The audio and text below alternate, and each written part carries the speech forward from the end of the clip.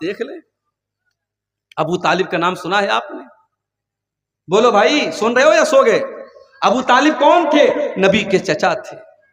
نبی کو پالا تھا، نبی کا ڈیفنس کرتے تھے، نبی سے محبت کرتے تھے، سب تھا، ایمان نہیں لائے تھے۔ ابو طالب کا آخری ٹائم آیا،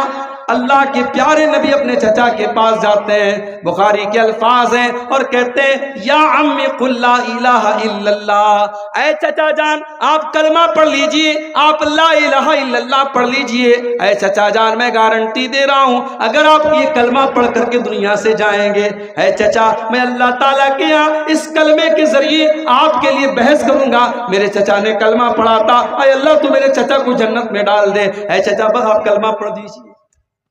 اللہ کے نبی اپنے چچا کو کلمہ پڑھنے کے لیے پریشر ڈال رہے ہیں، آپ ان کے اوپر دباؤ ڈال رہے ہیں، اور وہیں پر ابو لہب بھی بیٹھا تھا، وہیں پر عبداللہ ابن امیہ بھی بیٹھا تھا، یہ دونوں گرو گھنٹال بھی بیٹھے تھے۔ ان دونوں نے کہا خبردار ابو طالب، اپنے باپ دادا کا طریقہ مت چھوڑنا، بڑا مشکل کام ہے۔ ابھی میرا پروگرام تھا، اسی بہار میں ایک جگہ پڑتی ہے جہان آباد، جہان آباد کے آگے گاؤں ہے، گاؤں کا نام ہے ڈبری،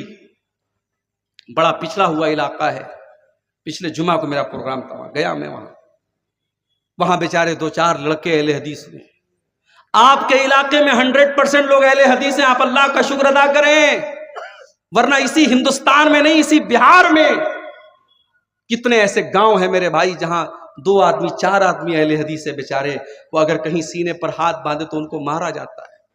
کسی مسجد میں جا کر کے وہ آمین زور سے بول دے ان کو نکال دیا جاتا ہے، وہ بیچارے مجبور ہیں، ان کے بچے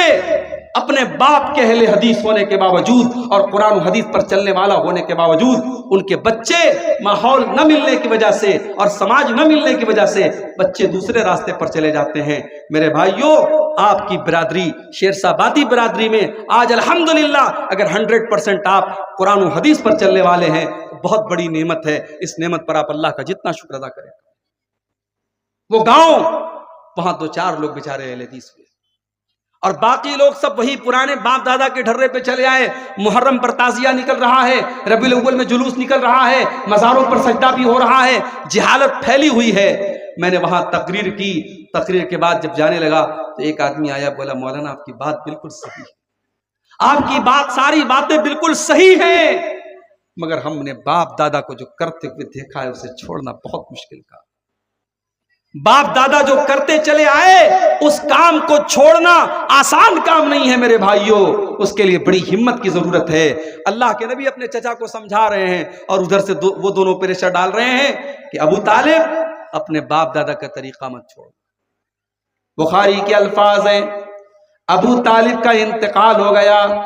ابو طالب کو موت آ گئی، اور آخری ٹائم ابو طالب کی زبان پر یہی لفظ تھا، علی ملت عبد المطلب، میں اپنے باپ عبد المطلب کے مذہب پر دنیا سے جا رہا ہوں۔ ابو طالب کلمہ نہیں پڑھ پائے، ابو طالب توحید کو قبول نہیں کر پائے، نتیجہ کیا نکلا؟ اللہ کے نبی فرماتے ہیں میرے چچا ابو طالب کو بھی جہنم میں ڈالا جائے گا۔ ہاں انہوں نے مجھے پالا تھا، میری مدد کی تھی، میرا ڈیفنس کیا تھا، ان کے عذاب میں کچھ ہلکا پن کیا جائے گا، ان کے عذاب میں کچھ کنسیشن کیا جائے گا، ان کے عذاب کو کچھ گھٹا دیا جائے گا، مگر جہنم میں میرے چچا کو بھی ڈالا جائے گا۔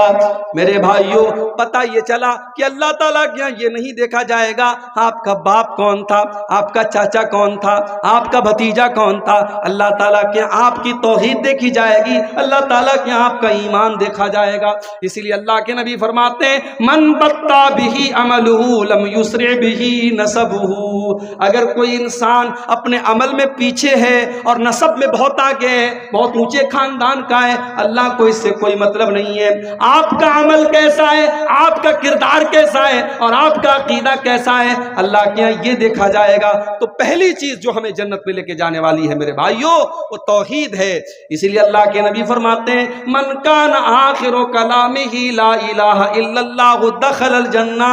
مرنے کے پہلے جو لا الہ الا اللہ کہہ کے گیا ہے، جو توحید پر دنیا سے گیا ہے، جو لا الہ الا اللہ پر دنیا سے گیا ہے، دخل الجنہ، وہ جنت میں داخل ہوگا۔